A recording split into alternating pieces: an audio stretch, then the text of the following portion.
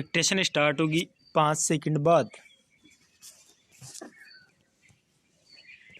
Start. अध्यक्ष महोदय, आपने मुझे 10वीं पंचवर्षीय योजना पर बोलने का अवसर दिया, इसके लिए मैं आपका आभारी हूँ।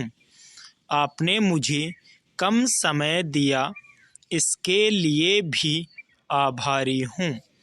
अभी मेरे से पूर्व कुछ सदस्यों ने हम पर यह आरोप भी लगाया कि हम योजना में विश्वास नहीं रखते। उन्होंने तो यह भी कहा कि हमारे चुनाव घोषणा पत्र में भी उनको इस बारे में कुछ नज़र नहीं आया। मैं इस बारे में यह निवेदन करना चाहता हूँ कि उन्होंने कोई दूसरा घोषणा पत्र देखा, गलत घोषणा पत्र पढ़ा और उसी को हमारा घोषणा पत्र समझ बैठे। लेकिन मैं यह कहना चाहता हूँ कि हमारा घोषणा पत्र इस समय मेरे पास है। इस घोषणा पत्र में हमारी घोषणा में योजना के बारे में स्पष्ट रूप से कहा गया है कि हम योजना पर विश्वास रखते हैं, लेकिन ऐसी योजना पर विश्वास नहीं रखते जो जनता के दुखों को दूर नहीं कर सकती, जो जनता के कष्ट दूर नहीं कर सकती। आज तक जितनी भी योजनाएं बनाई गई हैं, जिन्हें हम पहली पंचवर्षीय योजना, दूसरी पंचवर्षीय योजना और 10वीं पंचवर्षीय योजना आदि कहते हैं, और उन योजनाओं में हमने जो कुछ निर्धारित किया, उनसे हम जनता के दुखों को दूर नहीं कर सके और जनता के कष्ट दूर नहीं हुए।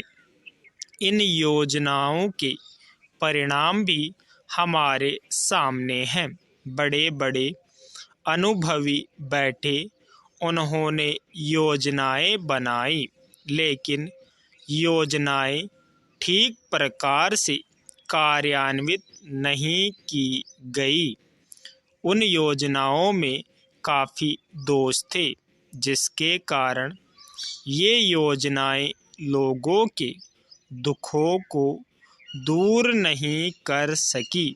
लोग दुखी ही रहे। पेरा मैं यहाँ पर कहना चाहता हूँ कि जो हमारी योजना थी, उसका परिणाम क्या निकला?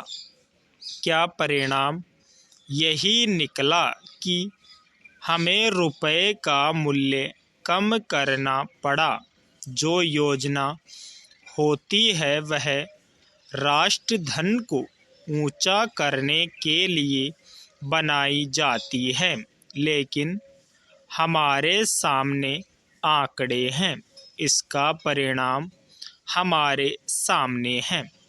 हमने अब तक 9 पंचवर्षीय योजनाएं कार्यान्वित की है, लेकिन हमारी प्रति व्यक्ति आय में और जीवन स्तर में अपेक्षित वृद्धि नहीं हुई है।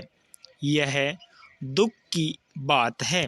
मैं यह कहना चाहता हूँ कि हमारा ऐसी योजना में विश्वास नहीं है जो जनता के कष्टों को, जनता के दुखों को दूर न कर सके।